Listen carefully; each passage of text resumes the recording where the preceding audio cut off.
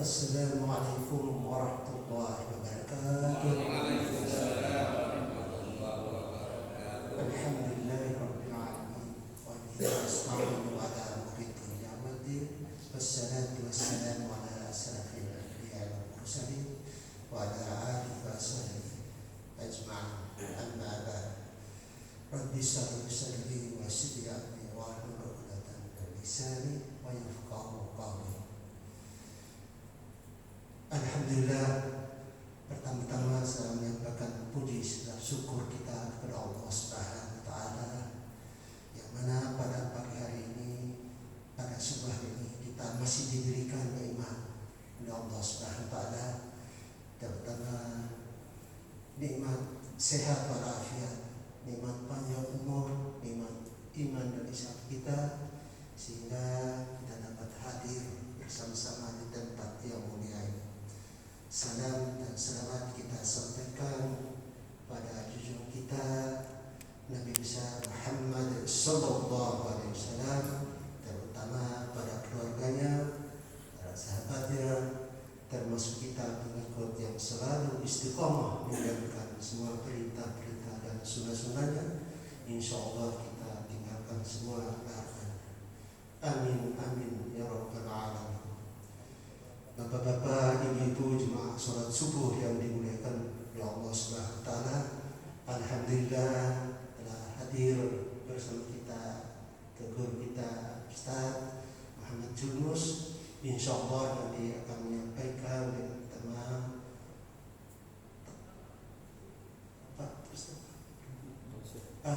itu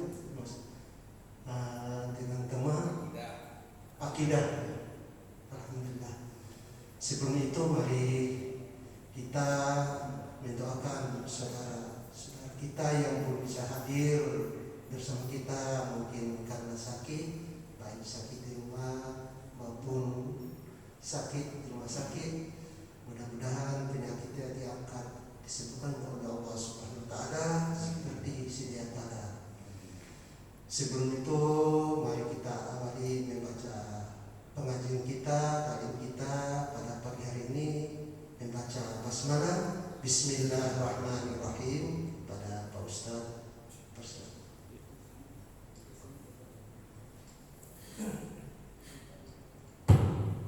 Assalamualaikum warahmatullahi wabarakatuh. Innal hamdalillah nasta'inuhu wa nastaghfiruh wa na'udzu billahi min shururi anfusina wa min sayyiati a'malina. May yahdihillahu fala mudilla lahu wa may yudlil fala hadiya lahu. Asyhadu an la ilaha illallah wa asyhadu anna Muhammadan abduhu wa rasuluhu, amma ba'du. Ikhwatul iman rahimakumullah, Bapak dan Ibu yang dirahmati Allah, segala puji bagi Allah yang telah menampilkan kita di tengah-tengah pandemi corona ini, kita dalam kondisi sehat walafiat. Ini suatu nikmat yang tidak ternilai dengan apapun. Adapun salawat serta salam kita sanjungkan kepada uswatun hasanah kita, Nabi Muhammad sallallahu alaihi wasallam. Pada kesempatan kajian atau taklim pagi hari ini, saya akan coba membahas surat Ar-Rum ayat 1 sampai 7. Surat ke-30 ayat 1 sampai 7. Surat Ar-Rum ini, Bapak Ibu yang dirahmati Allah, adalah surat Makkiyah. Jadi dari 6.666 ayat itu dibagi dua. Ada surat Makkiyah yang turunnya di Mekah, ada surat Madaniyah yang turunnya di Madinah. Apa perbedaan konten atau isi dari surat Makkiyah dan Madinah? Kalau surat Makkiyah itu bicara akidah, kalau surat Madaniyah bicara syariat. Nah, ini menjadi dasar dari fikih dakwah kita, Bapak Ibu. Jadi kalau kita mendakwahi orang-orang awam, jangan dulu bicara syariat. Selama 13 tahun Rasul di Mekah, Rasul hanya bicara akidah, baru bicara syariah kalau akidahnya sudah kuat. Nah, surat Ar-Rum Surat ke-30 ayat 1 dan 7 ini bunyinya pertama alif lam mim. Ya, alif lam mim. Sampai sekarang tidak ada mufassirin yang bisa menjelaskan apa makna alif lam mim. Itu rahasia Allah. Cuma ada sebagian mufassirin membuat suatu interpretasi penafsiran bahwa maksud Allah dalam Al-Quran ada alif lam mim, alif lam ra, ada toha, ada yasin yang dimulai dari huruf itu maknanya litakid sebagai penekanan agar kita memperhatikan ayat itu. Kayak kita ngomong sama anak yang nakal, biasanya sebelum memberikan sanksi kita menghitung sampai 3, 1, 2, 3. Maksudnya perhatikan, ya. Maksudnya anak kita memperhatikan peringatan kita. Alif lam mim, gulibatir Rum, telah dikalahkan bangsa Romawi. Jadi pada tahun 614 sampai tahun 615 Masehi terjadi peperangan besar antara dua superpower waktu itu. Ya, Empire Persia sama Empire Romawi. Waktu itu Rasul masih di Mekah. Rasulullah mendukung dan sahabatnya mendukung Romawi karena sama-sama agama Samawi. Orang Quraisy mendukung Persia, sama-sama menyembah berhala. Pada peperangan besar tahun 614 sampai 615 Masehi itu kalahlah bangsa Romawi oleh Persia sehingga Rasulullah dan para sahabat kecewa. Turunlah ayat surat Ar-Rum ayat 3-nya. Alif lam mim gulibatir Rum fi adnal ardi, di negeri yang terdekat. Jadi kapan peperangan 614 sampai 615 Masehi itu di Palestina, ya, itu di Palestina, di daerah Palestina sekarang. Apa kata Allah hiburannya kepada Rasul dan sahabat? Wahum mim ba'di ghalabihim sayaghlibun, bahwa bangsa Romawi yang awalnya kalah oleh bangsa Persia, ya, pada tahun 614 sampai 615 Allah memberikan kepastian kepada Rasul dan sahabat bahwa mereka akan mengalahkan lagi bangsa Persia. Maka akhirnya ketika turun ayat ini ada seorang tokoh Quraisy, ya, bertaruh dengan Sayyidina Abu Bakar dengan 10 onta, bahwa kalau nanti bangsa Romawi tidak kalah oleh bangsa Persia, ya, bisa mengalahkan bangsa Persia, maka Sayyidina Abu Bakar akan dapat 10 onta. Tapi kalau dalam jangka waktu 10 tahun bangsa Persia bisa mengalahkan bangsa Romawi, maksudnya orang Romawi tidak bisa mengalahkan bangsa Persia, maka Sayyidina Abu Bakar harus membayar 10 onta. Waktu itu pertaruhan masih boleh, ya, belum dilarang. Ini diketahui oleh Rasulullah, karena sampai tahun kelima bangsa Romawi tidak bisa mengalahkan bangsa Persia. Sayyidina Abu Bakar curhat ke Rasulullah, ya Rasulullah, saya bertaruh 10 onta untuk membuktikan kebenaran surat Ar-Rum bahwa orang Romawi akan mengalahkan bangsa Persia. Kata Rasulullah, wahai Abu Bakar, tambah pertaruhan menjadi 100 onta. Ya, karena pada tahun kelima tidak kalah juga Persia oleh Romawi. Tepat dan akurat pada tahun 622 Masehi kalahlah bangsa Persia oleh bangsa Romawi, sehingga para sahabat, sehingga Sayyidina Abu Bakar mendapatkan 100 onta, dan 100 onta itu oleh Sayyidina Abu Bakar dibagikan ke fakir miskin. Coba bayangkan Bapak-bapak sekalian, kalau umpamanya, karena kan dalam surat Ar-Rum itu dikatakan kapan kalahnya bangsa Persia oleh Romawi, kata Allah bi bin isinin dalam ayat keempatnya, dalam kurun waktu antara 1 sampai 9 tahun. Sedangkan kalahnya bangsa Romawi pada tahun 615 Masehi, menangnya bangsa Romawi mengalahkan Persia 622 Masehi. Jadi benar kata Al-Quran, fi bin isinin, waktu antara 1 sampai 9. Karena kalau dihitung 615 Masehi Romawi kalah, 622 Masehi Romawi menang, itu 7 tahun. Ini membuktikan Al-Quran ini adalah wahyu. Kalau umpamanya bangsa Romawi tidak bisa mengalahkan bangsa Persia dalam kurun waktu 1 sampai 9 tahun, berarti ini palsu. Tapi benar. tepat dan akurat yang menunjukkan Al-Quran bukan buatan Muhammad, tapi Al-Quran memang wahyu dari Allah. Ini perlu saya jelaskan tentang kerajaan Romawi. Kerajaan Romawi itu didirikan 700 tahun before Christ, sebelum Masehi. Jadi kerajaan Romawi ini didirikan 700 tahun sebelum kelahiran Nabi Isa. Awalnya didirikan di Italia oleh seorang yang bernama Romulus. Makanya Romawi itu diambil dari pendirinya Romulus 700 tahun sebelum Masehi. Akhirnya kerajaan kecil di Italia ini menjadi empire besar yang menguasai Eropa, Asia dan Afrika. Menjadi besar, akhirnya dibagi dua secara administratif.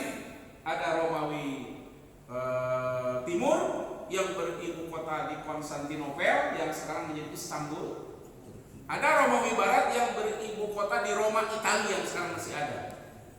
Cuma pada tahun 460 Masehi, Romawi Barat itu hancur, diserang oleh bangsa Jerman dan diserang oleh bangsa Visigot. Apa itu Visigot? Visigot itu orang-orang barbar. Dia menyerang Roma, orang Jerman menyerang Roma, hancurlah, tumbanglah Romawi Barat yang beribu kota di Roma pada tahun 460 Masehi. Jadi ketika Rasul diutus sekitar 600 tahunan, tahun 600-an, itu sudah tidak ada bangsa Romawi Barat. Yang ada Romawi Timur yang beribu kota di Konstantinopel, yang akhirnya Konstantinopel juga ditaklukkan oleh umat Islam pada tahun 1453 Masehi. Jadi sejarahnya begini, ini perlu sejarah dulu. Pada perang Ahzab atau perang Khandaq, Ahzab itu koalisi, Khandaq itu parit, perang ketiga dalam Islam. Rasul kan diserang 3 koalisi besar. Diserang oleh orang Quraisy, Yahudi dan munafik, orang-orang munafik. Dengan 10.000 pasukan dengan persenjataan yang canggih. Sementara Rasul di Madinah hanya ada 3.000 sahabat dengan persenjataan seadanya karena masih lemah. Makanya akhirnya di sekitar Madinah itu digali parit kurang lebih 5 km agar pasukan koalisi ini tidak masuk ke Madinah. Ini saran dari Salman Al-Faris. Makanya ditugaskan oleh Rasulullah setiap sahabat menggali 40 meter parit. Ada sahabat yang tidak bisa memecahkan batu ketika menggali parit. Dipanggillah Rasulullah. Ini menunjukkan apa? Rasulullah itu orang yang paling pintar pada zamannya, paling cerdas pada zamannya, dan paling fit fisiknya pada zamannya. Karena sahabat tidak bisa memecahkan batu itu, Rasulullah bisa. Maka Rasul membawa, mungkin kalau sekarang palu besar, dihantamkanlah batu itu, keluarlah cahaya. Kata Rasulullah, saya telah melihat istana merahnya Romawi Konstantinopel nanti akan dikuasai umat Islam. Pukulan kedua, pecah batu itu, keluar cahaya. Kata Rasulullah, saya telah melihat istana merahnya Raja Kisra di Persia nanti akan dikuasai umat Islam. Pukulan ketiga, keluar cahaya. Kata Rasul, nanti San'a, Yaman akan dikuasai umat Islam. Semua apa yang dikatakan Rasul itu tepat dan akurat. Pada zaman Sayyidina Umar, Persia yang luasnya dari mulai India sampai Irak dikuasai umat Islam dengan jenderalnya Sa'ad bin Abi Waqqas. Ya, Sa'ad bin Abi Waqqas itu meninggalnya di Cina, di Guangzhou. Kalau bapak ibu ke Guangzhou di Cina itu ada kuburan sahabat Sa'ad bin Abi Waqqas. Padahal Sa'ad bin Abi Waqqas itu orang Mekah. Mananya apa? Setelah dia menaklukkan Persia, dia tidak pulang tapi dakwah ke Cina. Inilah fakta bahwa para sahabat itu bertebaran kemana-mana jasadnya. Ada yang di Afrika, Amr bin As, ada yang di Eropa, Abu Musa al-Ash'ari. Ya, bayangkan Abu Musa al-Ash'ari usia 85 lebih masih berjuang untuk membebaskan Konstantinopel, tapi tidak berhasil waktu itu. Jasadnya dikubur di Yunani. Jadi sahabat itu jasadnya bertebaran. Kenapa coba? Karena mereka menyadari tugas kita sebagai seorang muslim itu 2 saja, beribadah dan berdakwah. Kalau dalam Islam tugas itu hanya beribadah saja, pasti para sahabat itu tidak akan dakwah kemana-mana. Pasti mereka akan terus sholat di Masjidil Haram, karena 1 rakaat itu sama dengan 100.000 rakaat. Faktanya para sahabat tidak hanya salat di Masjidil Haram saja, tapi mereka bertebaran kemana-mana. Kenapa begitu? Karena tugas kita memang dua, beribadah dan berdakwah. Ibadah ayatnya Az-Zariyat 5156, kita sudah hafal ayatnya, wa ma khalaqtul jinna wal insa illa liya'budun. Dakwah ayatnya banyak, di antaranya surat Al-Imran ayat 110, kuntum khairu ummah ukhrijat linnas ta'muruna bil ma'ruf wa tanhauna 'anil munkar. Makanya ada penelitian sejarah dari profesor ahli sejarah dari Unfas Mansur Surya Negara, bahwa ada sahabat yang sampai ke Jawa. Sahabat itu namanya Muawiyah. Sebelum dia menjadi seorang khalifah, dia dakwah ke Jawa, berusaha mendakwahi Raja Kalingga, ya penguasa kerajaan Kalingga yang bernama Ratu Sima. Itu zaman sahabat. Berarti orang Belanda mengatakan Islam ke Indonesia sampai pada abad 11 itu salah, kata beliau Hamka. Islam ke Indonesia sudah sampai ke sini sejak zaman para sahabat. Kenapa begitu? Karena hubungan dagang antara Cina dengan Timur Tengah sudah ada sebelum Islam. Dan mereka kalau berdagang pasti melewati Selat Melaka. Makanya di Selat Melaka itulah awal dari kerajaan Islam yang bernama Perlak, ya, di Aceh. Karena Aceh itu dulu adalah merupakan pelabuhan besar. Ya. Nah, kita teruskan. Jadi akhirnya pecah Romawi Barat, Romawi Timur. Romawi Barat hancur pada tahun 460 Masehi. Romawi Timur sesuai dengan apa yang Rasul sabdakan ketika memecahkan batu dalam perang Ahzab itu, akhirnya 800 tahun setelah ucapan Rasul, ada Muhammad Al-Fatih, masih muda 21 tahun, dia akhirnya bisa menguasai dan menaklukkan Konstantinopel, ibu kota dari kerajaan Bizantium Kristen. Jadi setelah hancurnya Romawi Barat pada tahun 460 Masehi, ibu kota orang-orang Kristen di seluruh dunia itu adalah Konstantinopel, yang sekarang menjadi Istanbul. Makanya di Istanbul itulah ada gereja terbesar di dunia, yaitu Hagia Sophia. Makanya kemarin ketika Erdogan menjadikan Hagia Sophia dari museum menjadi masjid, orang-orang Eropa berteriak-teriak. Kenapa? Karena Hagia Sophia itulah kenangan sejarahnya. Ibu kotanya dari orang Kristen. Tapi itulah hebatnya Erdogan. Walaupun ada tekanan dari berbagai kekuatan Eropa, tetap Erdogan menjadikan 24 Juli kemarin 2020 menjadikan Hagia Sophia sebagai masjid, bukan sebagai museum. Karena awalnya Hagia Sophia sebagai gereja besar, ketika dikuasai Muhammad Al-Fatih, akhirnya dikonversikan menjadi masjid, dibeli oleh uang pribadi beliau sendiri. Muhammad Al-Fatih dibeli dan diwakafkan sebagai masjid. Nah, pada tahun 1924 Masehi terjadi revolusi di Turki, menumbangkan Khalifah Utsmaniyah. Berdirilah seorang laknatullah yang sampai sekarang kuburannya masih berbau busuk. Itu Muhammad Laknatullah Mustafa Kemal Atatürk, seorang Yahudi Dumamah yang akhirnya menghancurkan Khalifah Utsmaniyah, dan Allah mengazabnya ketika sakaratul mautnya. Sampai sekarang itu kuburannya berbau busuk, karena dialah biang kerok dari kehancuran Khalifah Utsmaniyah di Turki. Makanya aneh bapak-bapak sekalian dan ibu-ibu, sekarang ada satu fenomena orang Islam menghujat sistem khilafah. Ini sangat menyakitkan, karena dulu yang anti kepada sistem khilafah itu orang-orang kafir, terutama Inggris waktu itu. Ketika Inggris menjadi superpower, waktu itu Amerika belum ada. Ketika Inggris menjadi superpower, ketika kerajaan-kerajaan Eropa kuat, yang didambakannya menghancurkan khilafah, maka benci kepada sistem khilafah. Aneh sekarang banyak ormas Islam anti kepada sistem khilafah. Ini menunjukkan tanda berhasilnya yang bernama Ghazul Fikri, perang pemikiran. Sehingga aneh bin ajaib, umat Islam anti kepada sistem Padahal faktanya ketika Rasul berkuasa dengan daulah Islamiyah di Madinah, dilanjutkan oleh Khulafaur Rasyidin, dilanjutkan oleh Bani Umayyah, dilanjutkan oleh Bani Abbasiyah, sampai akhirnya dilanjutkan oleh Bani Utsmaniyah di Turki. Sistem yang dipakai adalah sistem khilafah. Itu ada di Al-Qur'an ayatnya. Wa in qala rabbuka ya inni ja'ilun fil ardi khalifah. Itu ada ayatnya. Kok aneh? Ada seorang profesor doktor. Konon kabarnya seorang profesor doktor mengatakan sistem khilafah itu sistem yang ditolak dan tertolak di Indonesia. Ini ulama suk, ya, seorang ulama suk itu ulama yang semuanya boleh-boleh aja. BPJS haram. Berubah lagi. BPJS itu ada mengandung unsur ta'awun. Menjadi saksi ketika pengadilan Ahok yang memberatkan Ahok. Setelah punya jabatan meminta maaf si Ahok. Sekarang rejim mengizinkan impor minuman keras. Mana suaranya? Ya, mana suaranya? Padahal minuman keras itu diharamkan oleh semua agama.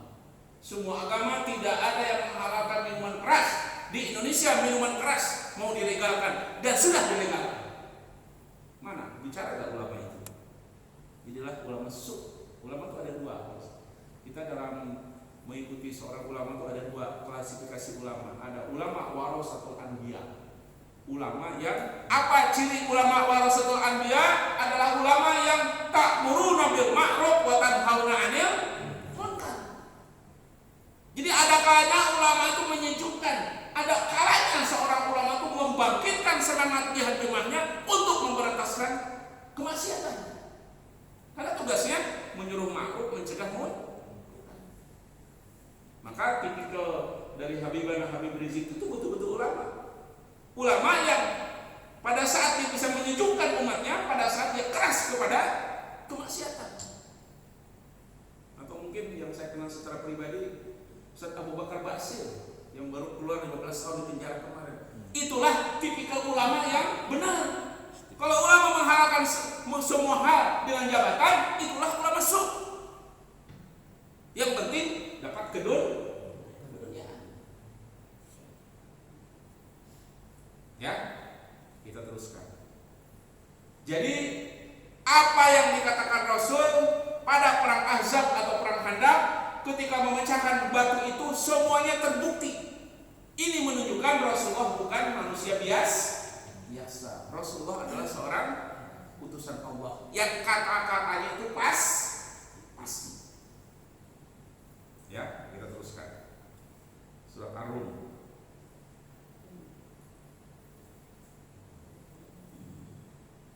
Alif Lam Mim gulibatir Rum. Alif Lam Mim telah dikalahkan bangsa Romawi. Tadi sudah saya katakan kalahnya pada tahun 615 Masehi. Tapi kata Allah, wa hum min ba'di ghalabihim sayaglibun. Dan mereka setelah kalah mereka akan menang. Jadi maksudnya apa? Kalau Allah berjanji kepada hambanya, pasti Allah akan menepati janji itu. Allah tidak akan mengingkari janjinya. Itu dinyatakan oleh Allah dalam surat Ar-Rum ayat 6. Wa'dallah la yukhlifullahu wa'dah walakinna aktsarun nasi la ya'lamun. Janji Allah tidak akan mengingkari janjinya, tetapi kebanyakan manusia tidak mengetahuinya atau tidak yakin dengan janji-janji Allah. Jadi banyak manusia lebih yakin dengan janji manusia daripada janji Allah. Betul apa betul? Betul apa betul, Bu? Kalau Pak Aman umpamanya membuat suatu maklumat, wahai para jemaah, ya, terutama di sekitar Masjid Al-Jihad, marilah salat subuh berjamaah. Setelah habis salat subuh berjamaah, dapat uang cash 10 juta. Penuh nggak? Penuh. Saya aja salat subuhnya di sini terus setiap hari. Saya bawa anak-anak saya 10. Saya bawa kontainer di sini. Ya, penuh masjid ini karena manusia terbayang 10 juta. Tapi ketika Rasulullah bersabda, tentunya Rasul bersabda atas perintah Allah, rakaatul fajri khairun minad dunya wa ma fiha. Salat subuh berjamaah itu letter L. Tahu letter L, Pak? Lu lagi apa muka-mukanya. Ya. Karena manusia lebih tertarik dengan masalah keduniaan. Maka ini yang dikatakan Allah dalam surat Ar-Rum ayat 7. Apa kata Allah kepada kita? Ya'lamuna dhahiran minal hayatid dunya wa hum 'anil akhirati hum ghafilun. Kata Allah, manusia itu lebih tahu tentang masalah keduniaan. Tentang nilai dari dunia manusia tahu, tapi tapi mereka lalai kepada nilai-nilai akhirat. Hari ini saja Pak, pagi barusan kita sudah mengalahkan orang paling kaya sedunia, Jeff Bezos. Jeff Bezos itu owner dari Amazon.com, perusahaan online yang di seluruh dunia. Sekarang menjadi orang terkaya. Belum pernah ada manusia kekayaannya sampai 2.700 triliun. Ya, kita baru mengalahkan. Kenapa? Raka'atul fajri khairum minad dunya wa ma fiha. 2 rakaat sebelum subuh itu nilainya lebih baik dari dunia dan segala isinya. Coba kalau paman buat pengumuman, wahai para jemaah khususan sekitar Masjid Al-Jihad, hadirlah di majelis taklim. Nanti ada door prize keliling Eropa. Penuh gak? Penuh. Saya sholat subuhnya di taklim terus di sini. Saya tinggalkan jadwal saya di tempat lain.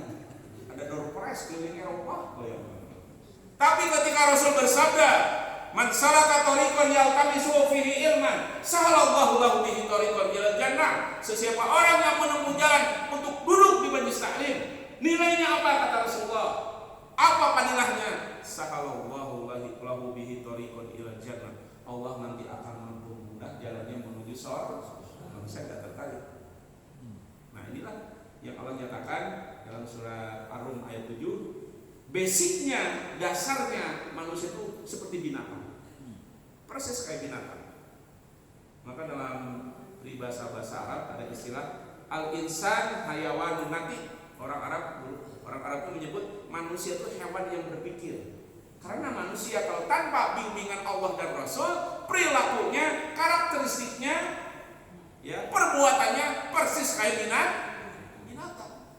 Pergi pagi, pulang malam, tidak sholat. Itu binatang. Bahkan Allah menghina orang seperti itu. Kal-an'am balhum adol. Mereka seperti binatang ternak, bahkan mereka lebih rendah dari binatang ternak. Jadi surat Ar-Rum ini memberikan suatu keyakinan akidah kita yang sangat kuat bahwa kalau Allah berjanji pasti Allah akan menepatinya. Dan kalau Rasul berjanji juga pasti itu akan terjadi. Kenapa? Karena Rasul sendiri tidak berbicara, tidak mengucapkan sesuatu, wa ma yuntiqu anil hawa in huwa illa wahyu yuha. Rasul tidak akan bicara, Rasul tidak akan mengatakan sesuatu melainkan atas perintah Allah. Jadi kalau Allah dan Rasul berjanji kepada kita, Allah akan menepati. Ketika Rasul hijrah dari Makkah ke Madinah, itu kan tidak melalui jalan biasa, itu melalui pinggiran pantai. Ya. Dan ketika Rasul hijrah dari Makkah ke Madinah, ada baliho besar yang ditempel di dinding Ka'bah. Barang siapa menangkap Muhammad hidup dan mati akan dapat 100 onta. Berkeliranglah pembunuh-pembunuh bayaran mengejar Rasulullah, dan ada satu pembunuh bayaran yang bisa mengejar Rasulullah, namanya Suraqah bin Malik.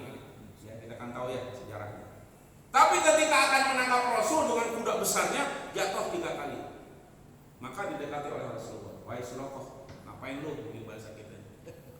Ya Muhammad, saya pengen menangkap engkau hidup dan mati, karena di Ka'bah ada suatu sayembara. Siapa yang menangkap engkau hidup dan mati dapat 100 onta. Tapi tahu kenapa? Setiap saya akan menangkap engkau, jatuh unta saya. Kata Rasulullah, begini aja. Ini menunjukkan Rasul cerdas. Rasul tidak membunuh Suraqah bin Malik. Rasul membuat deal dengan Suraqah bin Malik. Wahai Suraqah, saya tidak akan apa-apakan kamu, cuma kamu pergi ke Mekah ya pulang. Dan kamu bilang, saya tidak melewati jalan ini. Ini cerdasnya Rasulullah. Kalau Suraqah dibunuh, masih banyak orang mencari Rasulullah melalui jalan itu. Tapi apa? Kata Rasul, kamu pulang ke Mekah, kamu jangan bicara ke orang Mekah, saya lewat jalan sini. Nah, waktu itu Suraqah sudah melihat ini bukan manusia biasa. Karena setiap mau nangkap, jatuh untanya. Ya. Kata Suraqah, wahai Muhammad, iya saya akan pulang ke Mekah, saya akan bilang ke orang Mekah, kamu tidak lewat jalan ini, apa imbalannya? Namanya preman matre ya. Kalau ada preman gak ikhlas ya bukan preman namanya. Preman stres kali ya. Itu matre. Ya Rasulullah, ya belum bilang Rasulullah, ya Muhammad, kalau saya pulang ke Mekah, saya bilang kepada engkau, saya tidak lewat jalan ini, apa imbalannya? Kata Rasulullah dengan penuh keyakinan, kamu akan dapat mahkota Kisra Raja Persia. Bayangkan, Dan itu terjadi ketika Sa'ad bin Abi Waqqas dalam perang Qadisiyah melawan dan menghancurkan Empire Persia, diambillah mahkota Kisra yang akhirnya Kisra itu dibunuh. Dan yang mula-mula dicari oleh Sa'ad bin Abi Waqqas karena teringat sabda Rasulullah adalah Suraqah bin Malik, dan waktu itu Suraqah bin Malik sudah masuk Islam. Akhirnya mahkota Raja Persia itu dikasih ke Suraqah bin Malik. Bahkan dapat kelebihannya dalam beberapa hadis, Suraqah bin Malik dapat pedangnya yang dari emas Raja Persia itu. Apa ibrah dari dikejarnya Rasulullah ketika hijrah dari Mekah ke Madinah, ketika bertemu Suraqah bin Malik? Ibrahnya apa? Ibrahnya Rasulullah itulah seorang yang selalu optimis dalam hidupnya. Rasulullah dalam keadaan lemah, tapi Rasul mengatakan, wahai Suraqah bin Malik, engkau nanti akan dapat mahkota Raja Kisra. Padahal faktanya Rasul itu dengan Abu Bakar, dua orang dikejar-kejar musuh dalam keadaan yang sangat lemah, tapi Rasul mengatakan sesuatu yang kalimat positif. Apa ibrahnya? Kita sebagai umat Islam harus selalu berpikir positif. Nggak boleh berpikir negatif. Haram berpikir negatif itu. Ayatnya apa? Surat 94 ayat 8. Wajib kita selalu berpikir positif kalau kita menghadapi masalah kehidupan. Apa kata Allah? Wa ila rabbika farghab. Dan kepada Rabb kalian itulah kalian harus selalu berharap. Makanya kalau ada orang mengatakan, wah ini dari corona nih, ya, gimana rezeki saya, gimana kesehatan saya, gimana keluarga saya, itu omongan orang yang rusak akidah. Orang yang stres.